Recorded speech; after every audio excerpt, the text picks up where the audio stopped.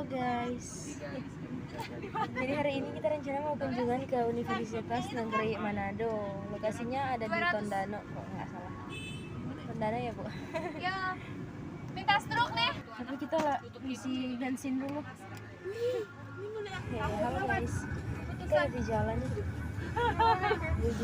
Udah di jalan ke Unima.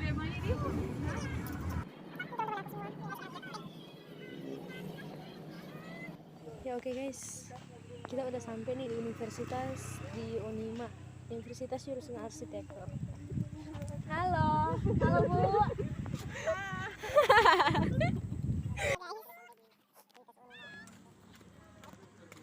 Halo lagi. Oke guys, kita udah di kampus nih di Unima Jurusan Arsitektur. Ini kita lagi nunggu ketua jurusan dari jurusan arsitektur.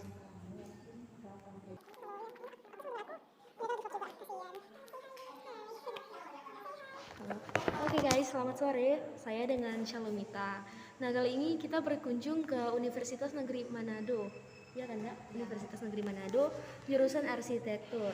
Nah, kali ini kita akan menginterview sekitaran kegiatan-kegiatan mereka selama mereka menjalani kegiatan mereka di kampus. Nah, ini dengan kakak siapa, bisa berkenalan dulu? Ya baik, Silau ya. perkenalkan nama saya Gisela Tendean dari angkatan 2019. Oh ya, jadi nama kakak itu Gisela Tendian dari angkatan 2019.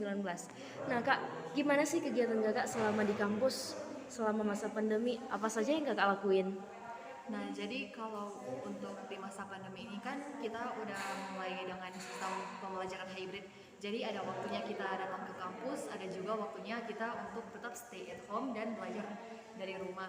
Nah, kalau untuk kegiatan di kampus selama masa pandemi ini, kemungkinan kita cuma belajar biasa aja. Terus ada kegiatan-kegiatan hima juga yang dilakukan. Kemudian kalau ada juga yang organisasi bisa dilakukan. Nah, kebanyakan dari kegiatan-kegiatan itu selalu berhubungan dengan arsitektur. Oh gitu. Nah kak, kalau pada umumnya apa sih kesulitan yang kakak rasain selama masa pandemi? Kalau untuk kesulitannya, yang pertama itu karena di arsitektur itu kan mempunyai banyak mata kuliah praktek. Nah, sulitnya di saat pandemi kita harus dipaksa untuk kuliah daring. Nah, karena kuliah daring kita harus menyesuaikan, jadinya banyak mata kuliah yang nggak sesuai dan juga nggak maksimal dapatnya. Makanya selama perkuliahan di masa pandemi ini ada rasanya kayak kurang gitu untuk materi-materi yang kita dapat. Gitu. Kan udah 2 tahun lebih nih kak. Kakak udah pernah praktek belum sama dosen-dosen kayak gitu? Kalau untuk praktek, setiap semesternya itu pasti ada dengan tingkat kesulitan yang berbeda-beda. Nah, kalau untuk saya, biasanya praktek itu tentang workshop juga atau mungkin mata kuliah struktur. Gitu ya, masih bisa. Gimana ya? Aku bingung nanya apa lagi. Tanya aja. Kalau misalnya kakak nih, bagaimana sih perasaan kakak ketika dari awalnya kita luring nih, jadi daring? Apa sih yang kakak rasain? Kalau untuk rasanya ya awalnya pasti kaget dong, soalnya kita nggak pernah pembelajaran secara online yang cuman dari rumah ke rumah, terus kita tatap muka di salah satu platform untuk meeting kayak Zoom. Nah, di situ awalnya kita kayak mind blowing banget, soalnya wah ini mata kuliah yang mungkin bisa dibilang nggak boleh untuk daring tapi harus dipaksa daring gitu sih. Gitu. Bisa nggak kakak share ke kita apa sih pesan dan kesan kakak selama kuliah di arsitektur? Kalau untuk pesannya, di arsitektur itu sebenarnya nggak sulit-sulit amat ya. Meskipun di beberapa penelitian bilang kalau arsitektur itu nomor 1 jurusan tersulit di dunia, tapi nggak gitu juga. Karena saya sudah merasakan, saya bisa bilang bahwa di arsitektur itu kita bisa menikmati masa-masa kuliah kita. Tapi ada waktunya juga kita harus tetap fokus dengan apa yang kita kejar. Balik lagi kepada tujuan awal kita datang ke rumah arsitektur ini. Untuk apa sih aku kuliah? Untuk apa sih aku belajar? Untuk apa sih aku paham tentang dunia arsitektur? Nah, jadi untuk pesan mungkin segitu aja. Dan untuk kesan, Di rumah arsitektur itu banyak orang yang bisa kita temui, dan di keluarga arsitektur ini juga sistemnya nggak kayak formal-formal aja, kita kayak saudara. Jadi kita saling bantu kalau ada yang kesulitan, kita sering mengumpul sama-sama buat tugas.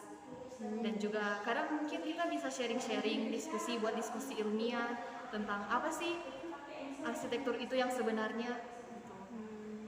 Nah, kakak kan udah semester akhir nih, dekat-dekat. Nah, kan lulus dari sini mau jadi arsitek, ya pasti dong mau jadi arsitek. Apa sih tujuan yang pengen kakak wujudin gitu setelah lulus dari kuliah gitu?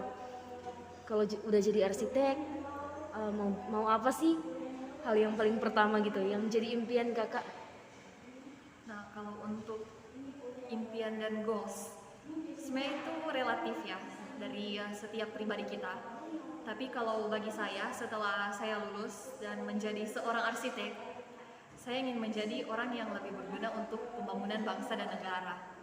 Kemudian saya ingin menjadi konsultan yang dapat mewadahi semua kebutuhan masyarakat Indonesia, baik yang dari kelas bawah, menengah, sampai kelas atas. Saya berharap bahwa dengan adanya arsitek, tidak semata-mata hanya tentang perancangan bangunan, tapi kita juga bisa merencanakan sesuatu yang lain. Gitu. Jadi menyenangkan ya kuliah di arsitek. Oh, gitu. Mungkin segitu dulu ya vlog dari kita. Oke guys, tadi aku udah selesai nge-interview kakak yang tadi namanya Gisela.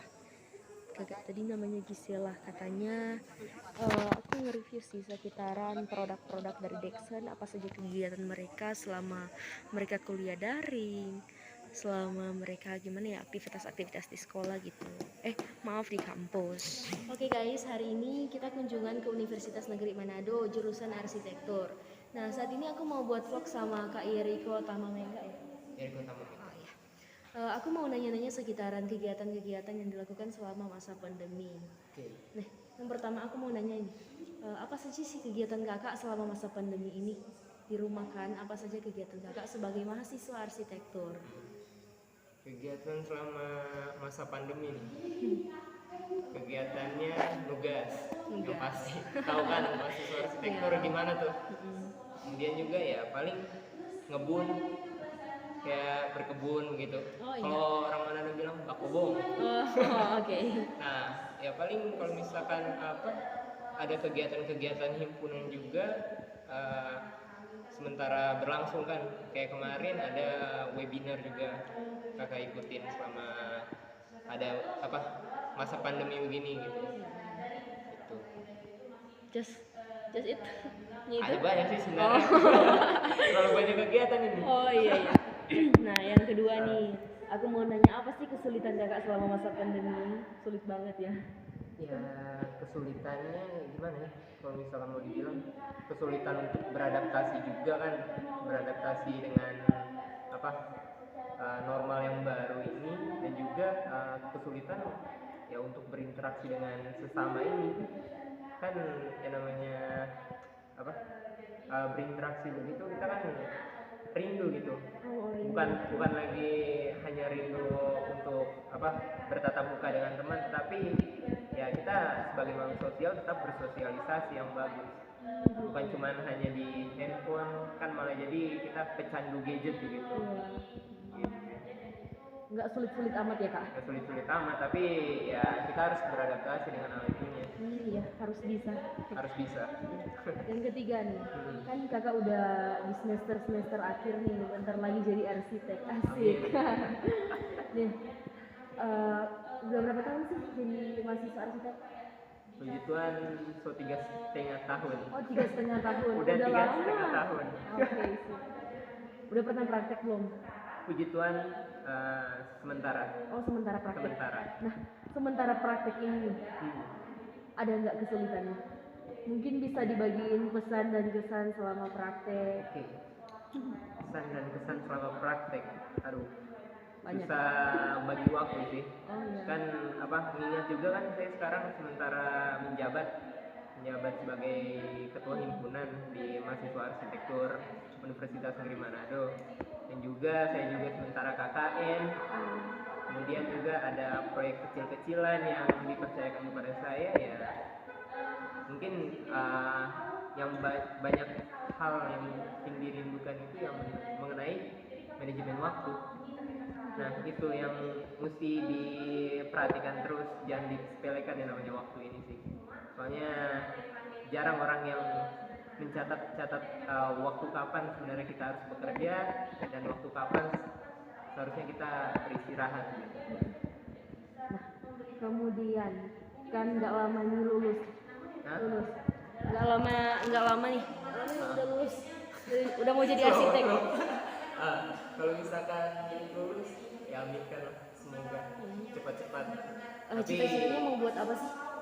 Kalau udah jadi arsitek nih, mau buat apa? Cita-citanya buat rumah untuk keluarga. Oh, wow. Itu cita-cita terutama. Apa sih kenapa kakak suka masuk jurusan arsitek? Sebenarnya kurang suka sih. Kurang suka ya? Bukan kurang suka gimana, tapi nggak tahu sebenarnya arsitektur ini gimana sih. Yang apa ya begitulah, ternyata arsitektur ini banyak sekali